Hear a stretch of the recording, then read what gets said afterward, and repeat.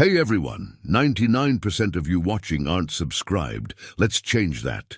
Hit that subscribe button, and at 1,000 subscribers, we'll drop special stories just for you. The war had burned the sky violet. It wasn't a poetic exaggeration.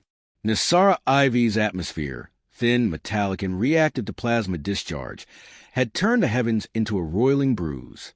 Human cruisers carved incandescent scars through the upper stratosphere, while Nisari warforms answered with spears of coherent light that bent like living things. The air smelled of ozone and iron. Sergeant Cale Arden had stopped looking up.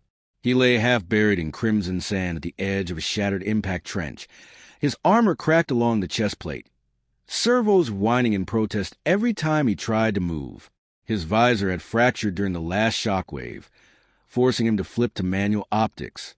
A spiderweb of data glitches flickered across his vision. Oxygen, 14%. Medical, critical trauma detected. Extraction, signal lost. The battlefield had gone quiet. Not peaceful, just finished. Wreckage smoldered in the dunes. Human dropships broken like discarded toys. Nisari constructs dissolving into shimmering ash. The wind dragged fine red sand across everything, erasing lines between enemy and ally alike. Cale forced himself onto one elbow. Pain lanced through his ribs. He coughed, tasting blood inside his helmet. "Command!" he rasped. Static answered. He had trained for 17 years to fight the Nisari Dominion. He'd watched holovids of their ships swallowing colonies whole. He'd seen the evacuation footage from Helio Station, the way Nisari soldiers moved without hesitation, elegant and merciless. Monsters, they'd called them, cold-blooded expansionists, alien aristocrats who believed humanity was an evolutionary inconvenience. He believed it too. A flicker caught his eye beyond the ridge, faint and rhythmic, like a dying pulse. At first, he thought it was a malfunctioning drone core. Then it pulsed again, against his better judgment. Cale dragged himself toward it, crawling through the sand. Each movement left a dark smear behind him. His suit's internal stabilizers tried to compensate for blood loss, injecting stims that made his heartbeat thunder in his ears.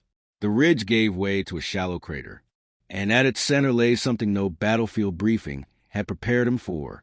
She was crumpled among shards of silver alloy and shattered crystal, half buried in the red sand.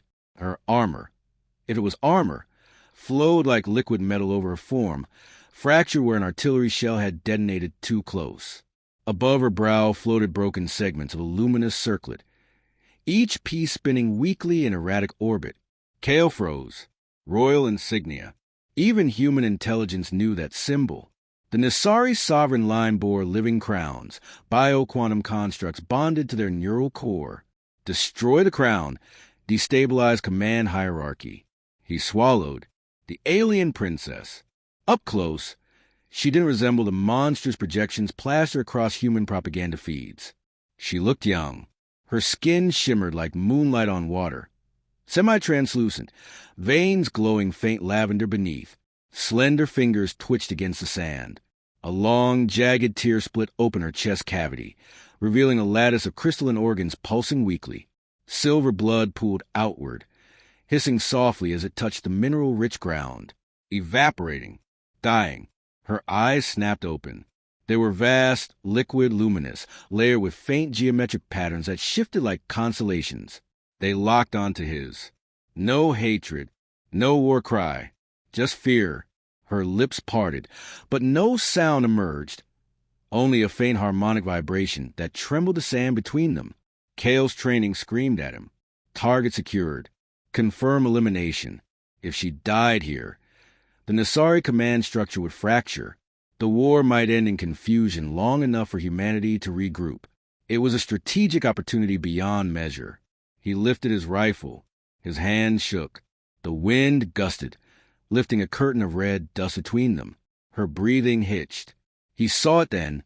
Not an enemy sovereign, not an alien invader, but someone alone and bleeding under a ruined sky. He lowered the rifle. "Damn it," he muttered. His suit's medical interface flickered as he scanned her. The readout struggled to interpret her physiology. Species, unknown variant. Core function, failing. Cellular cascade, irreversible. Human med gel wouldn't help. Human coagulants wouldn't bind to alien tissue. But buried deep in a xenobiology crash course was a speculative theory. Early-phase Nassari regenerative cycles could temporarily accept foreign plasma as catalytic scaffolding. Dangerous.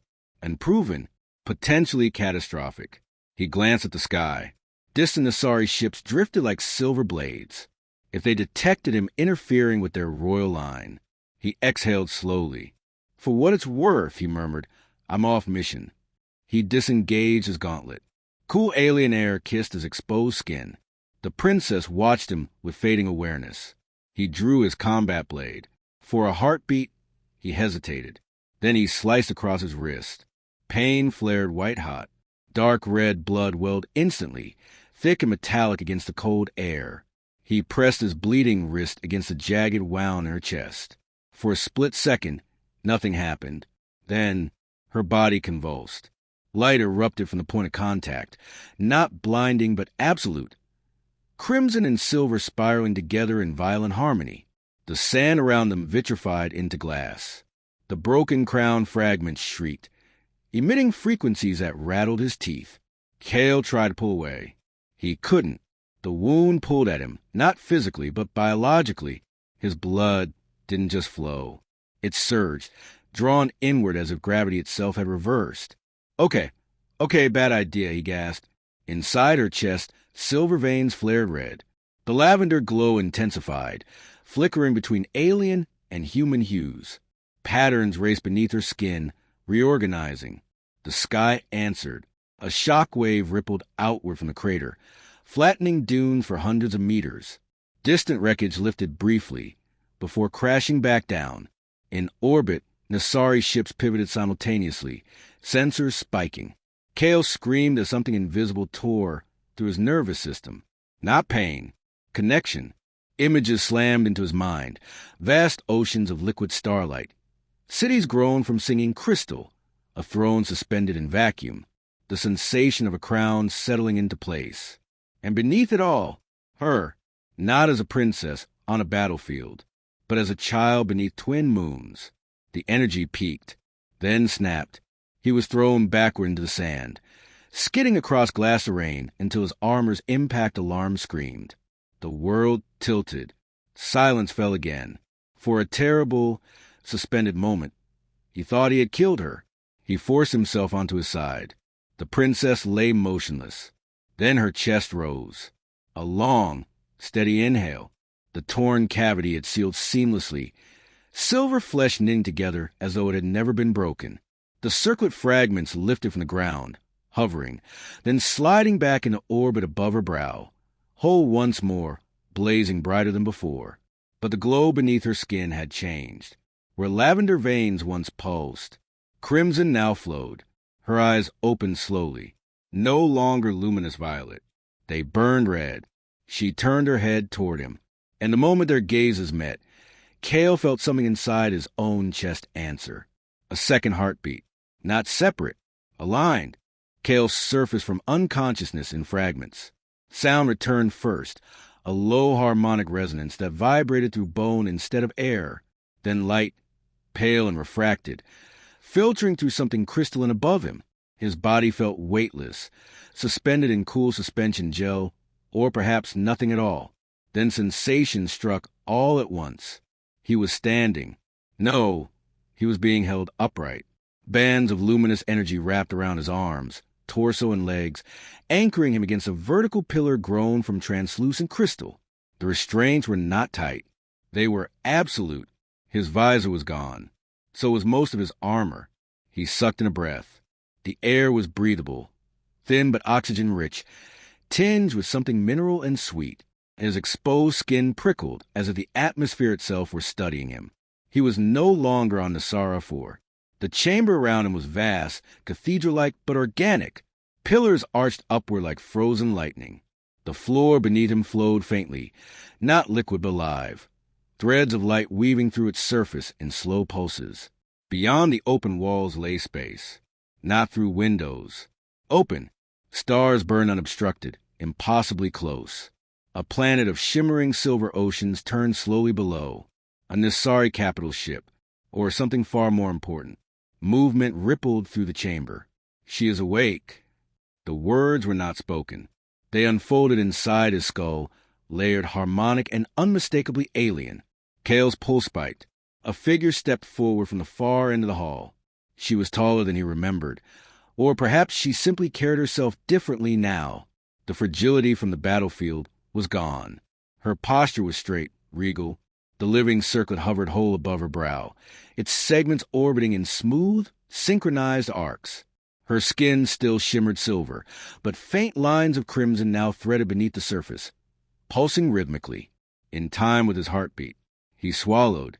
"You," he said hoarsely, her gaze fixed on him. Those eyes, once violet, were now deep red, luminous and sharp. "You carry my pulse," she said aloud.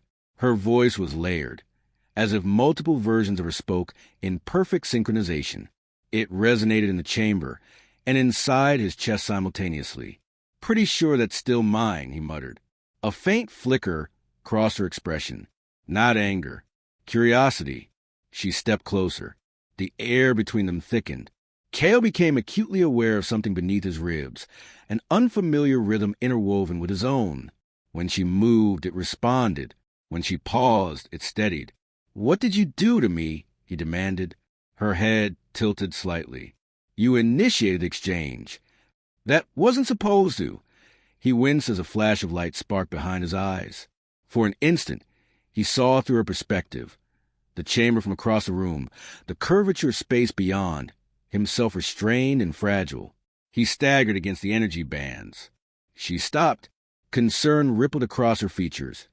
"And through him, your neural lattice is stabilizing," she said. "My what?" She lifted her hand and placed it over his chest. The restraints did not interfere. The moment her palm touched him, heat surged through his bloodstream. Not burning, expanding. Images flooded his mind. An ocean of liquid luminescence stretching beyond sight. A throne suspended in vacuum. A chorus of voices kneeling in harmonic unison.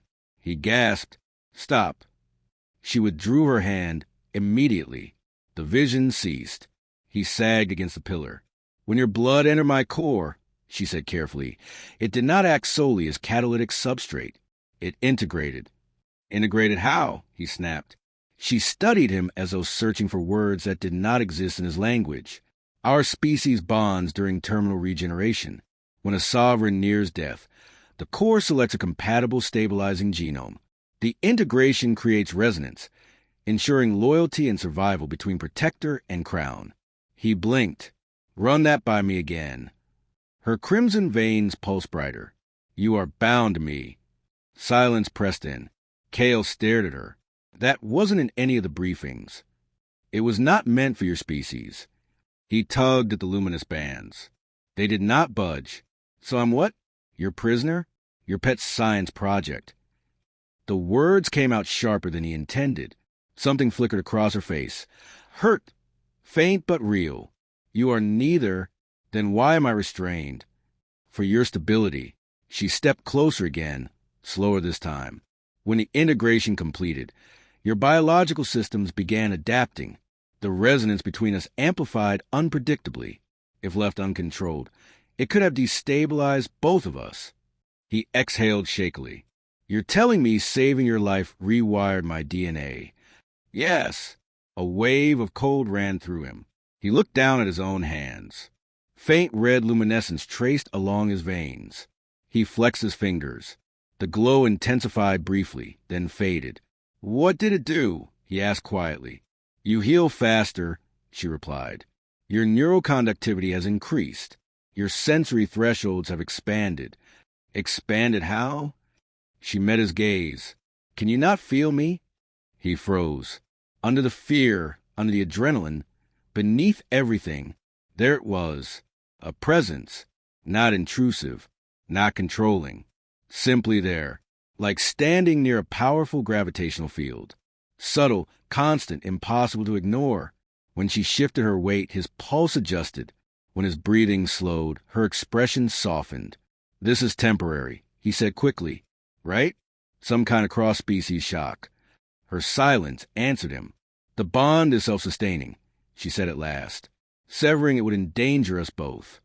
His laugh was hollow. Of course it would. She stepped within arm's reach now.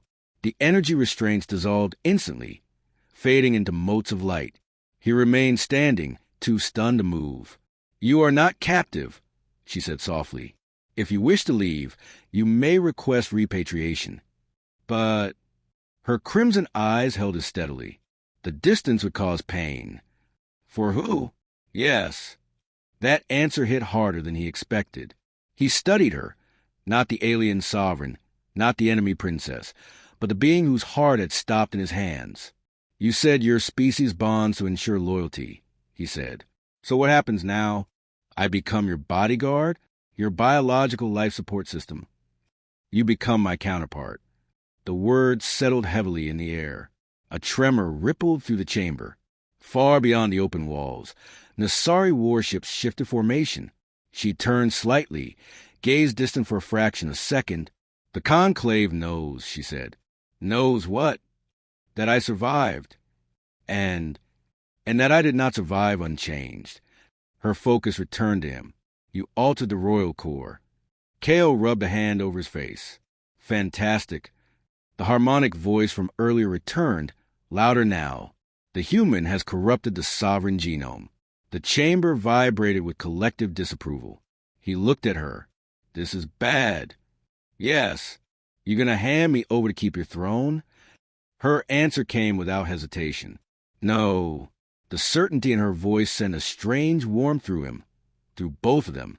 "You risk civil fracture," she continued. "Perhaps war escalation." "I've been risking that all week," he muttered. She stepped closer again, so near he could see faint geometric patterns shifting in her irises. "You gave your blood without calculation," she said quietly. "Without guarantee." "Yeah, well, stupid is kind of my specialty." It was not stupidity. The faintest curve touched her luminous lips. It was choice. The Conclave's presence pressed harder at the edges of the chamber, watching, judging. He exhaled slowly. "So what now, Your Highness?" Her gaze sharpened. "My mother fell in the orbital assault." The words were steady. "The crown has recognized succession." He stared at her. "You're not just a princess anymore." "No." The circlet flared brighter above her brow. She looked at him, not as enemy, not as prisoner, as something else entirely. "And I will not allow you to die," she said. The bond between them pulsed, firm and undeniable. Outside, fleets aligned in silent tension. Inside the living chamber, a human soldier and a newly crowned alien queen stood bound by blood neither of them had meant to share. And neither of them fully understood what had begun. The Nasari High Conclave did not gather in rooms. They gathered in gravity. Kale stood at the center of a vast amphitheater suspended above the planet's luminous ocean, held aloft by a platform of woven light. There were no walls, no ceiling, only open space and the slow rotation of Nasara Prime beneath them, its seas glowing like molten silver. Above and around him floated the Conclave. Some appeared vaguely humanoid, tall, elongated forms wrapped in ceremonial energy filaments. Others were less defined, masses of prismatic light threaded through a skeletal geometry, their faces suggested only by brighter concentrations of awareness. They did not speak at first. They resonated. The sound pressed against his skull like a harmonic storm. At his side stood the newly crowned queen. Her presence steadied him. He hadn't expected that. When she shifted her stance, the subtle second rhythm inside his chest aligned with her pulse. It no longer startled him. It grounded him. Still, the hostility in the air was unmistakable. The human stands within the royal current. The thought rippled through the conclave, amplified across the amphitheater. His genome threads a sovereign core. Kale flexed his fingers, resisting the urge to reach for a weapon he no longer carried. "Tell them I'm not here to start anything," he muttered under his breath. "They hear you regardless," the queen replied quietly. Her voice did not carry outward, but her thoughts did. He acted to preserve the crown. A surge of dissonance answered her. He corrupted it. The platform trembled faintly beneath Kale's boots. He felt their scrutiny physically now, like cold hands pressing into his cells.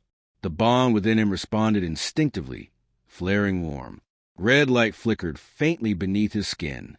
Murmurs intensified. The alteration spreads.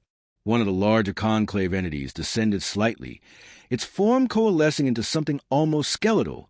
Elongated limbs formed of interlocking light.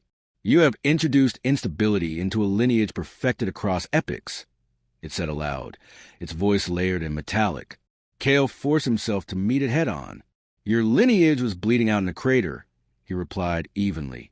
A ripple of sharp resonance cut through the assembly. The Queen's hand brushed his arm, brief, grounding. He speaks truth, she said. My core had entered terminal cascade. The human's plasma stabilized the regeneration sequence. At cost. Yes, she agreed. The skeletal entity pivoted toward her. The cost may be irreversible. Silence followed that statement. Kale felt her hesitation, not doubt in him, but in what she represented now. He stepped forward before he could reconsider. You're worried I contaminated your royal bloodline, he said. Fine, let's call it what it is. He held up his hand. Faint crimson light traced along his veins in response to the charged atmosphere. You think I'm a virus? The conclave did not deny it. He nodded slowly. Then test me. A pause. Your war with us? He continued. It's been escalating for years. You call us unstable. We call you expansionist. But right now your fleets are still in human territory, and ours are still aimed at yours. He turned slightly, glancing at the Queen. She stopped the assault. The conclave shifted. Temporary. Make it permanent, Kale said. The skeletal entity's glow sharpened. You presume authority beyond your species. Maybe, Kale shot back. But your crown is linked to me, whether you like it or not. The bond pulsed strongly at his words. Unbidden, he felt something else. Her memories of the throne, of command protocols embedded not in language, but in instinct. He understood suddenly. The sovereign core was not just biological. It was strategic. Through her, fleet movements flowed like currents. Through him, that awareness brushed the edges of comprehension. The conclave sensed it too. The resonance extends. Yes, the Queen said. Her voice carried power now, not just emotion.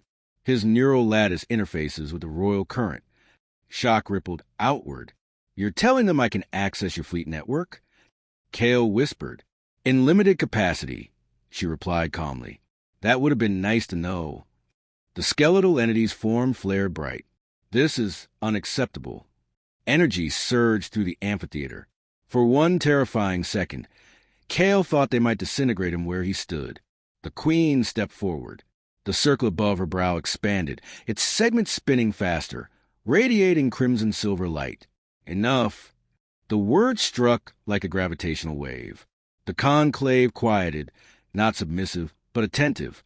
The human did not invade our core by design, she said. The integration was an emergent survival protocol. She lifted her hand. Red and silver threads intertwined around her fingers, visible proof of alteration. I stand before you strengthened. Hybridize. Yes. The admission hung heavy, and because of that, I perceived pathways previously obscured. She turned slightly toward Kale. Their eyes met. In that moment, he felt her thoughts clearly, not forced, not invasive, but shared willingly. If they rejected him, it would fracture her authority. If they executed him, it might destabilize the sovereign core entirely. And if they continued the war, it would tear apart the fragile bridge that now existed. She faced the conclave fully. Cease all planetary assaults, she commanded. The words reverberated through the fleet network. In orbit, thousands of Nassari warships received the directive simultaneously. Sovereign authorization confirmed. Energy signatures shifted across the starscape. Weapons arrays powered down. Human command channels, still monitoring Nassari movements, erupted into confusion. Kale felt it, like a pressure valve releasing across light years. The conclave reacted with alarm. You yield strategic superiority. I choose survival over dominance, she replied. Yours, she added, and ours. The skeletal entity hovered lower. You bind our future to a warlike species. Kale exhaled slowly. Yeah, he said. We're messy, A faint flicker of reluctant amusement touched the Queen through the bond. But we also adapt. He looked up at the luminous form surrounding him. You've been fighting us because you think we'll eventually threaten your expansion. Silence. What if we don't expand toward you? A ripple of consideration. The Queen continued. Through resonance, I perceive a species not solely as aggression, but as volatility capable of cooperation. The human command structure will not trust this. They don't have to trust it, Kale said. Not yet. He gestured upward toward orbit. They just have to see your guns go quiet. As if summoned by his words, a cluster of Nasari dreadforms powered down their weapon arrays in visible sequence, energy signatures fading. The skeletal entity pulsed dimmer. Temporary ceasefire, it declared at last, pending further evaluation of genomic stability. The tension eased, not gone, but reduced from annihilation to uncertainty. Kale released a breath he hadn't realized he'd been holding. The Queen's hand found his again, this time openly. The conclave did not object. Below them, the luminous ocean shimmered. Above, the Nasari fleet settled into non-aggressive formation. Across interstellar space, human commanders stared at their screens as hostile signatures vanished. The war did not end with a treaty. It paused with a heartbeat. And at the center of that impossible stillness stood a human soldier and an alien queen, bound by blood neither species fully understood. For now, that was enough to stop the stars from burning. Peace, Kale discovered, was more exhausting than war. War was simple. Identify threat, eliminate threat, survive. Peace required restraint. It required standing in rooms. Vast, luminous chambers grown from living crystal, while Nasari ministers debated whether his continued existence constituted treason, contamination, or destiny. It required staring at a projection of Earth's high command, while admirals demanded his immediate extraction. He is a decorated non-commissioned officer of the Terran Defense Fleet, Admiral Ryland Hologram declared, jaw tight. We appreciate the de-escalation, but Sergeant Arden will be returned. Kale stood at the Queen's side on a high balcony overlooking Nasara Prime. The projection hovered between them, flickering faintly against alien air. I'm standing right here, sir, Kale said dryly. Sergeant, the Admiral snapped. Are you being detained? He hesitated. The Queen's presence pulsed at the edge of his awareness. Steady, careful. No, sir. Are you under coercion? He looked at her. She did not speak. She did not need to. The bond between them hummed. Neither command nor leash. Simply gravity. No, sir, he repeated. A muscle twitched in the Admiral's cheek. Then report to the nearest transfer corridor immediately. A shuttle is en route. The transmission cut. Silence settled between them. You may go, the Queen said quietly. The words were calm. Too calm. Kale leaned against the balcony's edge. The structure responded subtly to his touch, crystalline patterns brightening beneath his palm. Below, Nasari City spiraled outward in luminous fractals. Ships drifted through upper atmosphere like silver leviathans. He had never seen anything so alien or so alive. You want me to stay, he said. Yes. No hesitation. Why? She stepped beside him, close enough that their shoulders nearly brushed. When you move beyond a certain distance, she said carefully, the resonance destabilizes. How destabilizing are we talking? She met his eyes. My core weakens. He absorbed that. And me? You experience neural dissonance, increased cardiac strain, cellular fatigue. He let out a humorless laugh. So long-distance relationships are off the table. Her expression didn't shift, but warmth rippled through the bond. This is not humor to my counsel. It's how my species handles existential dread.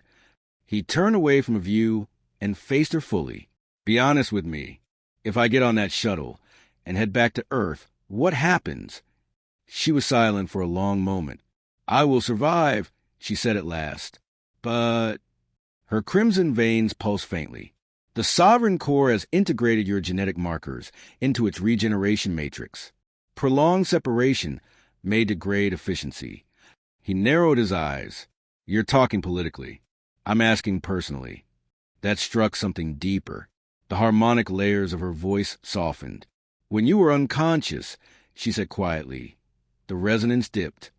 A flicker of memory passed through him. Darkness, distant warmth, something reaching. "I felt absence," she continued. "Not strategic, not biological." Her gaze did not waver. Absence. The word lingered between them. For the first time since Nassara IV, Kale felt something sharper than confusion or obligation. He felt choice pressing in. "You could sever it," he said. "Find some way to isolate the hybridization." The suggestion cost him more than he expected. Her reaction was immediate, a flicker of alarm that rippled through his own nervous system. Severance risks cascade failure. For you, for us. The correction landed softly. He paced once along the balcony, running a hand through his hair. "This wasn't part of the mission," he muttered. "I signed up to fight an enemy empire. Not this." She watched him, unblinking. "You define yourself as soldier." "Yeah." "Then redefine." He barked a short laugh. "That's not how humans work." "Is it not?" she asked. He stopped pacing. The bond pulsed, steady, patient. "You chose to save me," she continued. "Not as soldier, as individual."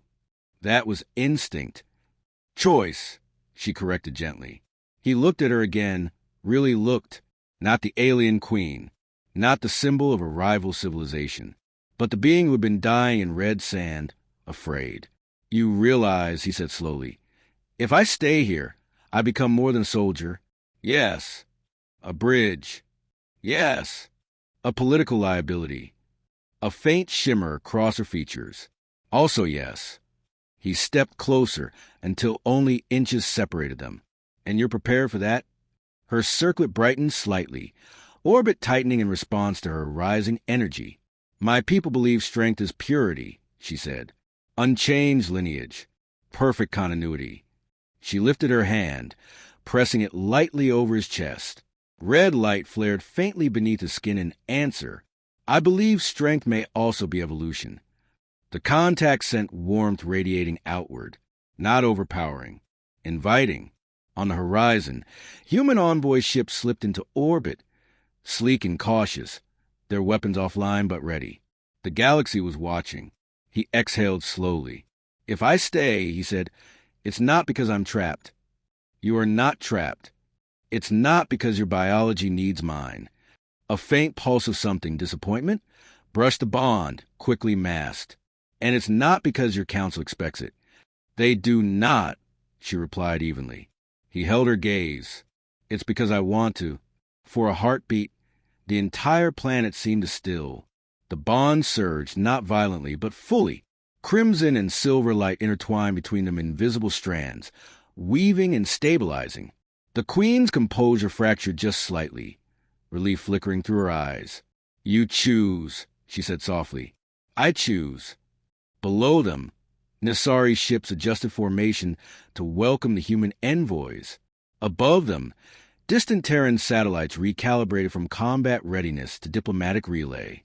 Two civilizations balanced on uncertainty. Kale felt the weight of it. "You're not letting me go, are you?" he asked, a faint grin tugging at the corner of his mouth. This time, her answer carried warmth unhidden. "No, human." She stepped closer, close enough that their foreheads nearly touched. "But not because you cannot leave." The red glow between them steadied, no longer chaotic, no longer volatile. "Stable, because you will not." The stars above Nassara Prime pulsed crimson and silver in reflected harmony. And for the first time since the war began, Kale Arden did not feel like a weapon. He felt like a beginning.